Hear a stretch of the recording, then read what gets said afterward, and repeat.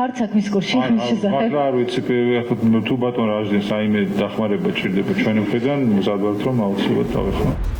ვიცე-პრემიერიც კი ამბობს, რომ არ იცის რატომ გაქრა კანონის დარღვევით ყველა საჯარო მოხელის დეკლარაცია საჯარო სივრციდან. რა არის რეალური მიზეზი? ის რომ ივანიშვილის მსახურებს ქონების გადამალვაში ეხმარებიან თუ სანქციები. ერთ-ერთი ვერსიით წვდომა ქონებრივ დეკლარაციებზე სწორედ სანქციების შიშით შეიზღუდა. დეკლარაციების პორტალის ჩაკეტვა დროში ზუსტად ემთხოვა ივანიშვილის რეჟიმის წინააღმდეგ სანქციების პირველ ტალღას. დეკემბერში, როცა ოცნების ჩინოვნიკების სანქცირება დაიწყო, მაგალითად Open Sanctions პორტალი სანქცირებული ჩინოვნიკების ოჯახის წევრების ვინაობის დასადგენად სწორედ დეკლარაციებს იყენებდა. დეკლარაციების სისტემის დახურვა უკავშირდება სანქციების ტალღის დაწყებას. შარშან დეკემბერში ძალიან დაემთხვა, ახლოს იყო ეს გადაწყვეტილება ერთმანეთთან. ბალტიის ქვეყნებმა გამოაცხადეს პირველი ტალღა სანქციების და რამდენიმე დღეში უკვე ეს საიტი დაიხურა. ასევე მასთან ერთად დაიხურა CESCO-ს ამომრჩეველთა გადამოწმების პორტალი. ამ ეჭვს გვიმყარებს ის ფაქტი, რომ დეკლარაციები არის ხშირად ის წყარო და ის საბუთი, რის საფუძველზეც გროვდება ინფორმაცია დასასანქცირებელი პირებისა და მათი ოჯახის წევრების შესახებ. იყო პოლიტიკური დავალება მართველი პარტიისგან და ანტიკორუფციულმა ბიურომ, ასე ვთქვათ, ყველანაირად ხელი შეუწყო, რომ თანამდებობის პირებს არანაირი დისკომფორტი არ შეექმნათ. ეს მამუკა მდინარაძის პირადი გვერდია სანქციების პორტალზე. აქ წერია, რომელმა ქვეყნებმა დაუწესეს სანქციები მდინარაძეს. აქვეა მითითებული მისი მეუღლე ნათია კუნჯულია. ის მაღალი რისკის პერსონად ითვლება, რადგან შესაძლოა მდინარაძემ სანქციებისგან გვერდის ასავლელად მისი საბანკო რესურსები გამოიყენოს. ეს ვახტანგ გომელაურის გვერდია ასევე სანქციების პორტალზე. აქ მითითებულია მისი ცოლი ნინო კუდუხაშვილი და შვილი ლუკა გომელაური. ისინი განსაკუთრებული დაკვირვების ობიექტები არიან, რომ გომელაურმა სანქციებს თავი მათი დახმარებით არ აარიდოს. ოჯახის წევრების ვინაობის დასადგენად საჯაროდ გამოქვეყნებული მტკიცებულებები მათივე შევსებული დეკლარაციებია, რომელიც სანქციების გვერდზეა მიბმული, თუმცა ახლა ეს მონაცემები რაჟდენ კუპრაშვილმა გათიშა. ეს არის პოლიტიკური გადაწყვეტილება, რომ შეეზღუდოთ, ასე ვთქვათ, მოქალაქეებს თანამდებობის პირთა დეკლარაციებზე წვდომა. სანქციების კუთხით თუ მაინც აჩენს ეჭვებს ის ფაქტიც, რომ იგივე პარალელურად მაგალითად გაითიშა იგივე CESCO-ს ვებგვერდზე ის ღია მონაცემთა ბაზებით, სადაც ასე ვთქვათ, ოჯახის წევრების შესახებ მეტი ინფორმაციის ამოღება იყო შესაძლებელი 1.3-ზე რეგისტრირებული, ასე ვთქვათ, ამომრჩევლების შესახებ.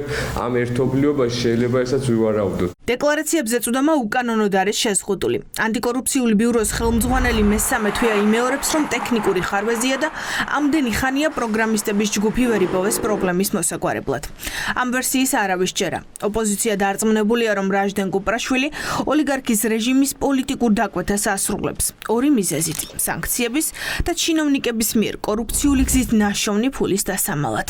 ჩვენ ხედავთ, როგორ მიზანმიმართულად ჩამოშალა ამ არალეგიტიმურმა ძალამ დეკლარაციების სისტემა და ეს კეთდება ერთადერთი მიზნით, რომ ხელი დააფარონ იმ სამოხელეო დანაშაულს, რომელსაც ამ არალეგიტიმური ძალის წარმომადგენლები ჩადიან, კორუფციული დანაშაულის დადასტურების მთავარ წყაროს წარმოადგენს სწორედ თანამდებობის პირების ქონებრივი დეკლარაციები. არანაირი რეაგირება არ იქნება, იმიტომ რომ დღეს ანტიკორუფციული ბიუროს ერთადერთი დანიშნულება არის პოლიტიკური ოპოზიციის წინააღმდეგ მოქმედება. ერთ-ერთი მიზეზი კი რა თქმა უნდა იყო სანქციები, რო არ დადგენილიყო მაგალითად ოჯახის წევრები, არ დადგენილიყო კომპანიები, რომელ კომპანიებს ფლობენ. არ უნდათ რომ დეკლარაციები იყოს საჯარო.